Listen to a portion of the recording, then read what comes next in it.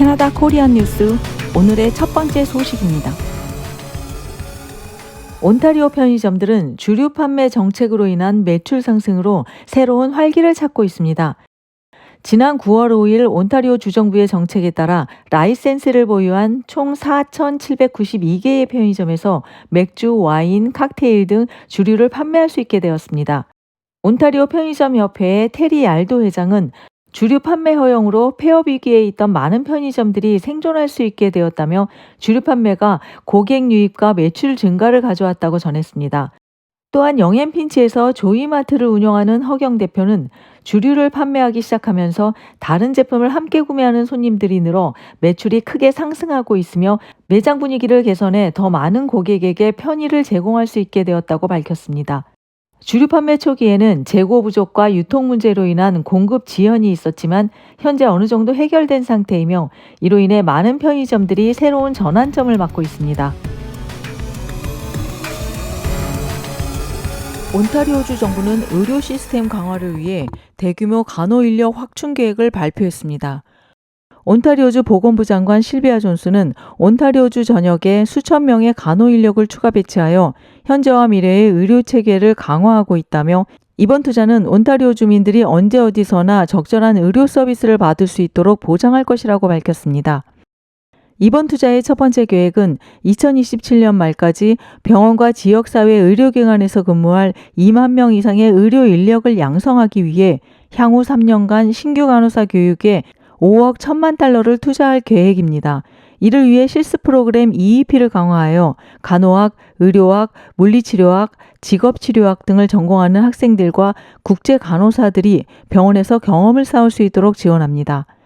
두 번째는 2025년 4월부터 국제 간호사들이 의료 현장에 신속하게 배치될 수 있도록 기존 교육평가 과정을 생략하고 등록 절차를 대폭 단축할 계획에 있습니다. 이에 따라 슈퍼바이즈 실습 경험 파트너십 프로그램을 통해 간호 지식과 언어 능력을 입증할 기회를 제공하는 것도 이번 정책의 하나입니다. 세 번째는 현직 간호사들의 전문성 강화를 위해서 1년간 160만 달러를 투자해 1,600명 이상의 간호사들에게 전문 약물 처방 교육 비용으로 1인당 최대 1,000달러를 지원할 예정입니다. 이번 정책은 특히 한인 유학생이나 국제 간호사 자격을 갖춘 한인들에게 현지 의료 시장에 더 빠르게 진입할 수 있도록 기회를 제공할 것으로 기대됩니다.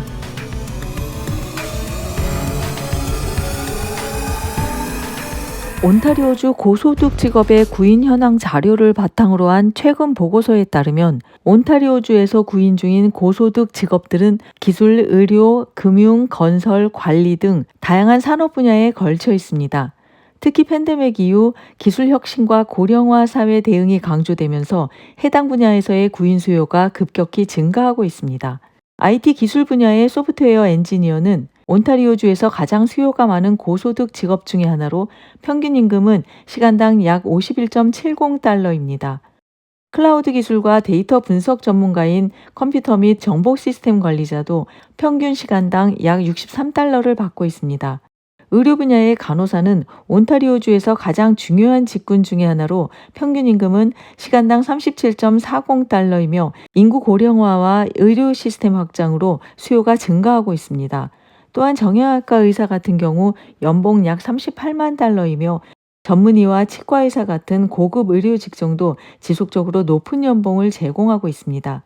금융 분야의 관리자는 평균 시간당 50.4달러, 건축 및 과학관리자는 평균 시간당 58.2달러를 받고 있습니다.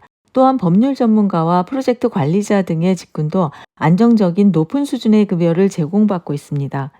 이처럼 고소득 직업에 진입하려면 전문 자격증과 숙련된 기술, 현장 경험이 필수적입니다. 특히 IT, 의료, 금융 및 관리 직군은 온타리오주뿐 아니라 캐나다 전역에서 높은 수요를 보이고 있으며 전문가들은 이러한 분야에서 지속적인 자기개발과 학습을 통해 안정적인 고소득 경력을 쌓을 수 있다고 조언하고 있습니다. 구독과 좋아요는 뉴스에 도움이 됩니다. 여러분의 의견을 댓글에 남겨주세요. 온타리오주 최저임금은 지난 10월 17.2달러로 인상되었지만 생활임금과는 여전히 많은 차이가 나고 있습니다. 생활임금은 성인이 기본적인 생활을 하기 위한 식비, 주거비 등의 세전 소득을 의미합니다. 온타리오 생활임금 네트워크에 따르면 GTA 지역의 생활임금은 시간당 26달러로 최저임금 17.2달러보다 8.8달러 높게 산정되었습니다. 이는 지난해 25.05달러보다 약 3.8% 상승한 수치입니다. 또한 임대료, 식품비, 교통비 등 주요 생활비 항목의 급등 때문에 2018년부터 2022년까지의 생활비는 물가 상승률 13.4%를 웃도는 18% 이상 증가했다고 밝혔습니다. 캐나다에서 많은 운전자들이 제한 속도를 10km 이상 초과하는 경우가 많습니다. 마캄에 거주하는 한인 K씨는 제한 속도 50km 구간에서 대부분의 차량들이 60km로 운행한다며 본인도 차량 흐름을 방해하지 않기 위해 본의 아니게 과속을 한 경험이 있다고 말했습니다. 그는 대부분의 사람들이 제한 속도에서 10km 초과 정도는 단속하지 않는다는 생각을 하기 때문인 것 같다고 덧붙였습니다. 하지만 제한 속도를 1km라도 초과하면 경찰에 의해 단속될 수 있기 때문에 조심해야 합니다.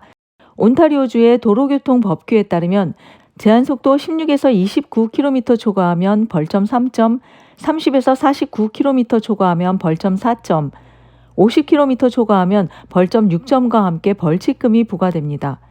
또한 과속으로 3번 이상 적발되면 면허정지 처분을 받을 수 있습니다. 특히 주거지역에서 과속은 어린이와 보행자에게 큰 위험을 초래할 수 있기 때문에 규정 속도로 안전운전하는 것은 개인의 안전은 물론 사회 전반에 중요한 영향을 미칠 것입니다.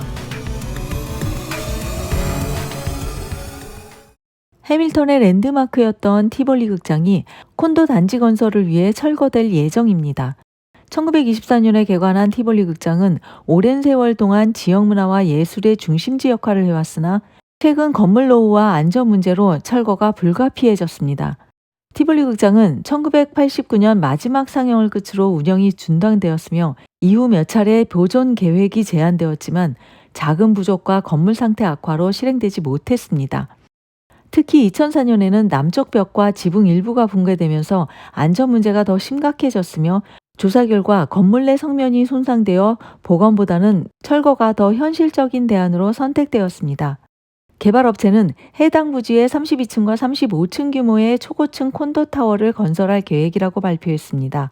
계획 안에는 주거 공간 외에도 티볼리 극장의 역사적 유산을 기념하기 위해 극장의 유물 전시와 건축 양식 일부를 재현하는 내용이 포함되어 있습니다. 해밀턴 시의회는 최근 철거 요청을 승인했으며 새로운 개발이 주택 문제 해결에 기여할 것으로 기대하고 있습니다. 그러나 시민단체와 문화유산 보호단체들은 역사적 가치를 훼손하는 조치라며 반발하고 있습니다. 해밀턴 주민들은 새로운 주거 개발이 지역의 활기를 불러넣어줄 것을 기대하면서도 역사적 상징성이 사라지는 것에 대한 아쉬움을 표현하고 있습니다. 구독과 좋아요는 뉴스에 도움이 됩니다. 지금까지 CKN 캐나다 코리안 뉴스였습니다. 더욱 정확한 정보로 다시 찾아뵙겠습니다.